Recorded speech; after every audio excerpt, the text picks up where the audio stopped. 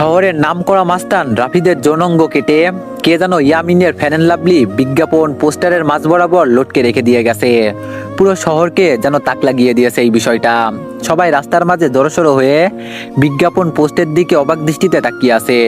কার এত ক্ষমতা বা বুকের পাটা যে রাফিদের মতো মাস্তানের এমন দুর্দর্শ অবস্থা করেছে। আমি কলেজের দিকেই যাচ্ছিলাম, কিন্তু মানুষের হট্টগোল দেখে সেখানেই দাঁড়িয়ে গেলাম। একজন মানুষ থেকে জিজ্ঞেস করলাম, ভাই কি হয়েছে এখানে? লোকটি বলল, আরে ভাই দেখছেন না কি হয়েছে? শহরের নামকরা মাস্তান রাফিদের যৌনাঙ্গ কেটে কে যেন লটকে রেখেছে ফেয়ার অ্যান্ড লাভলি পোস্টারের মাঝে। শুধু তাই নয়, যে এমন করেছে তার একটা নামের ক্লোন ছেড়ে দিয়ে গেছে, যেটাতে লেখা আছে মাফিয়া গার্ল। লোকটার কথা শুনে থমথম খেয়ে গেলাম, কিন্তু লোকটাকে বুঝতে দিলাম না। ভাই কে এই মাফিয়া গার্ল? তার বিষয়ে কোনো কিছু জানেন কি? লোকটি বলল, ভাই তার বিষয়ে আমি কেন, শহরের ডিবি পুলিশরাও তার কোনো খোঁজ বের করতে পারেনি। এমন ডেঞ্জারাস এই মাফিয়া গার্ল। আগের বারও লোকাল থানার ওসিকে এই অবস্থা করে মেরেছিল। আমি বললাম, ভাই তাহলে তো অনেক খাতারনাক এই মানুষ, এই মাফিয়া গার্ল। লোকটি বলল, হ্যাঁ অনেক খাতারনাক সে। এবার আমি চললাম ভাই, কখন তার কানে পৌঁছে যায় যে আমি তাকে নিয়ে কথা বলছি। পরে সে আমারও এমন ভয়ঙ্কর অবস্থা করবে। ভাই মাপও চাই, দোয়াও চাই। এমন বিভৎসভাবে মরার কোনো ইচ্ছা নেই আমার। তবে শেষ একটা কথাই বলি, মাফিয়া গার্ল যেটা করেছে সেটা একদম ঠিক করেছে। কারণ এই রাফিদ অনেক অত্যাচার করেছে শহরের মানুষকে। এই জালিমের মজা বুঝিয়েছে মাফিয়া গার্ল। লোকটা চলে গেল, আমি এখনো সেখানেই দাঁড়িয়ে আছি। আমার মাথায় খালি একটা জিনিসই ঘুরপাক খাচ্ছে, যে এমনটা করেছে তার আসলে অনেক বড় বুকের পাঠা। কে এই মাফিয়া গার্ল? না, এই মাফিয়া গার্লের সাথে আমি দেখা করব। তখনই কলেজ ফ্রেন্ড শামিম কল দিল। কিরে বেডা কই রে তুই? তাড়াতাড়ি কলেজে আয়। আমি বললাম, কেন কিছু হয়েছে নাকি? শামিম বলল, তুই কি রাফিদের বিষয়ে কিছু শুনিসনি? আমি বললাম, হ্যাঁ শুনেছি, আর আমি তো সেখানেই দাঁড়িয়ে আছি। শামিম বলল, বাপরে কি কলিজা মাফিয়া গালের, এমন নামকরা নেতাকে সে এইভাবে কেলিয়ে দিল। আমার তো ভাবতেই অবাক লাগছে। আচ্ছা তুই তাড়াতাড়ি কলেজে আয়। কলেজেও এইসব নিয়ে তোলপাড় চলছে, কারণ রাফিদ কলেজের নেতা ছিল। আমি বললাম, আচ্ছা আমি আসছি, তুই একটু দাঁড়া। ফোন রেখে দিয়ে কলেজের উদ্দেশ্যে রওনা হলাম। মাথায় এখনো মাফিয়া গালের বিষয়টা ঘুরপাক খাচ্ছে। মাফিয়া গালকে নিয়ে ভাবতে ভাবতে কলেজে চলে গেলাম। কলেজে পৌঁছাতেই দেখি শামিম কলেজের গেটে দাঁড়িয়ে আছে। শামিম বলল, যাক তুই এসেছিস, কিন্তু আজ নাকি ক্লাস হবে না রাফিদের বিষয়টা নিয়ে। আমি বললাম, কি এক আতঙ্ক লাগিয়ে দিল মাফিয়া গাল। শামিম বলল, হ্যাঁ রে, সেই রকম আতঙ্ক ছড়িয়ে দিয়েছে মাফিয়া গাল। তবে একদিকে ভালোই হয়েছে, রাফিদের মতো জানোয়ারকে সেই সাইজ করেছে। অনেক উড়েছিল বেটা, এবার উড়াউড়ি বন্ধ হয়ে গেছে চিরতরে। এজন্যই বলে বেশি উড়া ভালো না। আমি বললাম, হ্যাঁ রাফিদ অনেক পাওয়ার দেখাতো কলেজে, একদম শিক্ষা দিয়ে দিয়েছে মাফিয়া গাল। শামিম বলল, আচ্ছা বাদ দে এখন এইসব, চল নদীর পাড়ে গিয়ে আড্ডা দিব। আমি বললাম, ওকে চল। তারপর দুই বন্ধু মিলে চলে গেলাম নদীর পাড়ে। সেখানে গিয়ে দুই বন্ধু বসে বসে আড্ডা মারছি। হঠাৎই নজর পড়লো আমাদের অপোজিটে বসে থাকে একটা মেয়ের দিকে। সে ল্যাপটপ নিয়ে বসে বসে কি যেন একটা করছিল। মেয়েটাকে ঠিক মতো দেখা যাচ্ছে না, কারণ চুলের কারণে পুরো চেহারা ঢেকে আছে। তবে যতটুকু দেখা যাচ্ছে শরীরের অঙ্গ, ততটুকু দেখেই বুঝে গেলাম যে মেয়েটার গায়ের রং হুরপরিদের মতো। শামিম বলল, এই আকাশ তুই ওই দিকে তাকিয়ে কি দেখিস? আমি এতক্ষণ ধরে বকবক করেই চলেছি। আমি বললাম, আরে দেখ না সামনে বসে থাকা মেয়েটার দিকে, কেমন মগ্ন হয়ে ল্যাপটপে কাজ করছে। শামিম বলল, আরে এ তো আমাদের কলেজের রামিসা, যে কিনা কলেজের টপার, সবসময় পড়ালেখা নিয়ে মগ্ন থাকে, এখনো নিশ্চয় ল্যাপটপে পড়ালেখা নিয়ে গবেষণা চালাচ্ছে। আমি বললাম, শামিম তুই একটা জিনিস লক্ষ্য করেছিস মেয়েটার? তার চুলগুলো কত লম্বা লম্বা, আর গায়ের রংটাও পুরো দুধে আলতা। শামিম বলল, হ্যাঁ সে আমি অনেক আগে থেকেই জানি, কারণ কলেজের সবাই ওর জন্য পাগল, কিন্তু সে কাউকে পাত্তা দেয় না, সারাদিন পড়ালেখা নিয়ে পড়ে থাকে, তার কাছে এইসবের কোনো টাইম নেই। আমি বললাম, কিন্তু বন্ধু মেয়েটাকে দেখে আমার ভিতরে কেমন ঘুটাঘুটি হচ্ছে, মনে হচ্ছে জানো মেয়েটা আমার ভবিষ্যৎ বউ হবে। শামিম হাসতে হাসতে বলল, সেই স্বপ্ন কোনোদিনই পূরণ হবে না তোর, কারণ আমাদের মতো ছাগলের কপালে এইসব মেয়ে কখনোই জুটবে না। আমি বললাম, আরে জুটবে কি জুটবে না সেই সব পরে দেখা যাবে, কিন্তু এখন চল না ওর সাথে একটু কথা বলে আসি, মনটা না কেমন যেন ছটফট করছে কথা বলার জন্য। শামিম বলল, আরে ভাই তোর কি মনে হয় সে আমাদের সাথে কথা বলবে? আমি বললাম, ভাই তাও চল না প্লিজ। শামীম বলল আচ্ছা চল। শামীমকে নিয়ে মেয়েটার কাছে চলে গেলাম। মেয়েটার সামনে গিয়ে দাঁড়িয়ে আছি ছায়ামূর্তির মতো, কিন্তু তার যেন আমাদের দিকে কোনো খেয়ালই নেই, সে তার কাজে মগ্ন হয়ে আছে। শামীম বলল এই দেখলি দানবের মতো দুটো মানুষ আমরা তার সামনে এসে দাঁড়িয়ে আছি, কিন্তু আমাদের দিকে কোনো খেয়ালই নেই। রামিসা এমনই, কারোর সাথেই কথা বলে না।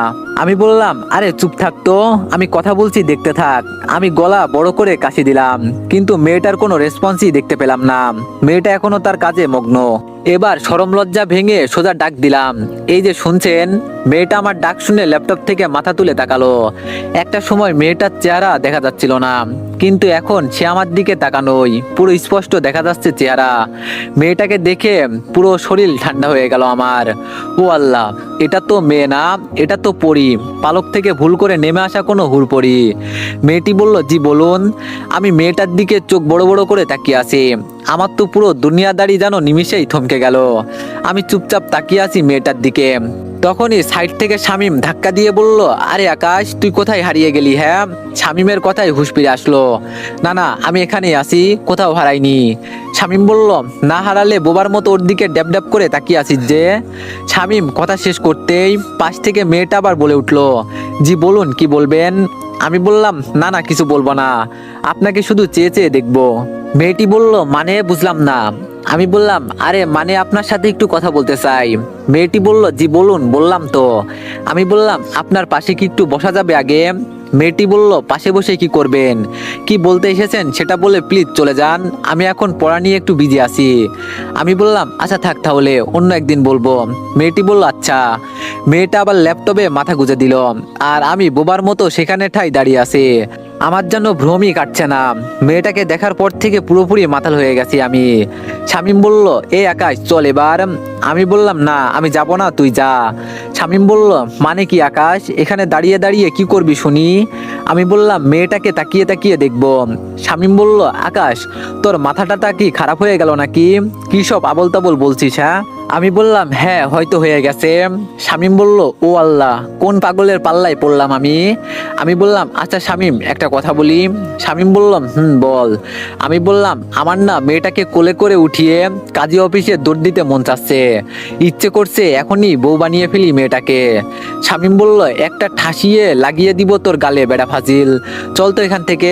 শামীম আকাশকে টেনে সেখান থেকে নিয়ে আসলো। আমি বললাম শামীম এমনটা না করলেও পারতিস, আর একটু দেখতে দিলে কি হতো মেয়েটাকে। শামীম বলল একদম চুপ, তুই কি সব পাগলামো শুরু করছিস আকাশ? মাথার তারটার কি ছিঁড়ে গেছে নাকি তোর? আমি বললাম ধ্যাত বেটা, তুই আমার মনের দুঃখ বুঝলি না, থাক তুই। আমি বাসায় গেলাম, শামীমকে ফেলে রেখে সেখান থেকে সোজা বাসায় চলে আসলাম। বাসায় এসে ব্যাগ রেখে ওয়াশরুমে চলে গেলাম। একটু পর ওয়াশরুম থেকে বের হয়ে না খেয়ে সোজা শুয়ে পড়লাম। মেয়েটাকে দেখার পর থেকে যেন খাওয়া দাওয়ার সমস্ত রুচি উঠে গেছে আমার। বিছানায় শুয়ে শুয়ে মেয়েটার কথা ভাবতে লাগলাম। মেয়েটাকে নিয়ে ভাবতে ভাবতে কখন যে ঘুমিয়ে গেছি আল্লাহ জানে। এক ঘুমে রাত হয়ে যায়, তাও ঘুম ভাঙেনি আমার। শামীম ফোন দিয়ে ঘুম ভাঙিয়েছে। শামীম বলল আকাশ তুই কি করছিস রে? আমি বললাম আরে ঘুমাচ্ছি। আকাশ বলল হ্যাঁ এমনটাই করবি, এইদিকে দুনিয়াদারি পুরো ধ্বংস হয়ে যাচ্ছে, আর তুই পড়ে পড়ে ঘুমাচ্ছিস বেটা বলদ। আমি বললাম আরে কি হয়েছে? শামীম বলল তাড়াতাড়ি ইউটিউব ওপেন কর, একটা চ্যানেল থেকে মাফিয়া গার্ল লাইভে এসেছে, আমি তোরে লিঙ্ক দিয়ে দিচ্ছি। আমি বললাম কি? তাড়াতাড়ি লাফ দিয়ে বিছানা ছেড়ে উঠে পড়লাম। তারপর ফোনের ডাটা অন করে শামীমের দেওয়া লিঙ্ক থেকে ইউটিউবে প্রবেশ করলাম। ইউটিউবে প্রবেশ করতেই দেখি মাফিয়া গার্ল লাইভে এসেছে। চেহারা দেখা যাচ্ছে না, পুরো মুখ ঢাকা তার। আর তার থেকে বড় কথা, মেকানিক্যাল একটা অটো ভয়েস থেকে সে লাইভে এসেছে।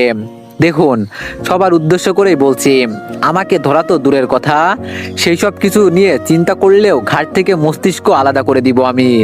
আর আজকে লাইভে আসার উদ্দেশ্য হলো নেতা রাফিদের ব্যাপারে কিছু জানানোর আছে আপনাদের। রাফিদ এখনো জীবিত, কিন্তু আজ তার সেই দিন।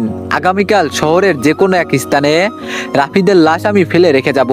তার লাশ উদ্ধার করে নিয়ে যাওয়ার অনুরোধ রইল ডিবি পুলিশের কাছে। আর সর্বশেষ আমি আবারও বলছি, মাফিয়া গালের সন্ধান কেউ করতে যাবেন না, তাহলে কিন্তু রক্তের বন্যা বয়ে যাবে দেশে। তারপর ধুম করে লাইভ কেটে দিল। আমি মাফিয়া গালের সাহস দেখে অবাক হয়ে যাচ্ছি। না, মাফিয়া গালকে যে করেই হোক আমি খুঁজে বের করব। মাফিয়া গালের এই লাইভ মিনিটের মধ্যেই পুরো দেশে ভাইরাল হয়ে গেল। এক লাইভ যেন পুরো আতঙ্ক ছড়িয়ে দিয়ে গেল মানুষের মনে। সবার মুখে মুখে মাফিয়া গাল আর মাফিয়া গাল। কে এই মাফিয়া গাল? সবার একটাই প্রশ্ন। একটু পর চ্যানেল আর লাইভটা কেটে দিল মাফিয়া গাল। পুরো সবকিছু সে ভ্যানিশ করে দিয়েছে, পুরোপুরি উধাও হয়ে গেল সমস্ত কিছু। কিন্তু সবার মুখে মুখে মাফিয়া গালের নাম ছড়িয়ে গেছে। ফেসবুক, টুইটার যেখানেই যাই সেখানেই মাফিয়া গাল নিয়ে পোস্ট। বাপরে বাপ, এটা কি মেয়ে নাকি মানুষরূপী কোনো চিতাবাঘ, আল্লাহই ভালো জানে। এইসব নিয়ে ভাবতে ভাবতে আরো কিছু সময় চলে গেল। না, এইসব নিয়ে এখন আর ভাবা চলবে না। আগে গিয়ে কিছু খেয়ে নিই। বিছানা ছেড়ে উঠে পড়লাম। তারপর হাত মুখ পানি ছিটা দিয়ে এসে কিছু খেয়ে নিয়ে আবারও ঘুমিয়ে পড়লাম। সকালবেলা ঘুম ভাঙলো ফোনের আওয়াজে। কে যেন কিছু একটা মেইল করেছে। ঘুমের ঘরে ফোনটা হাতে নিয়ে মেইলটা ওপেন করলাম। দেখলাম একটা ভয়েস মেইল। ভয়েসটা প্লে করলাম। প্লে করতেই আমার পুরো হুশ উড়ে গেল। আমি এক লাফ দিয়ে সোজা বিছানা ছেড়ে উঠে দাঁড়িয়ে গেলাম। মাফিয়া গালে সেই ভয়ঙ্কর আওয়াজে কেউ আমায় মেইল করেছে। তো এভরিওয়ান, গল্পটি কেমন হয়েছে সবাই একটু কমেন্টে জানাবেন। আর যদি ভালো লেগে থাকে তাহলে সবাই একটু বেশি বেশি লাইক আর একটা করে কমেন্ট করে দিয়েন। ধন্যবাদ।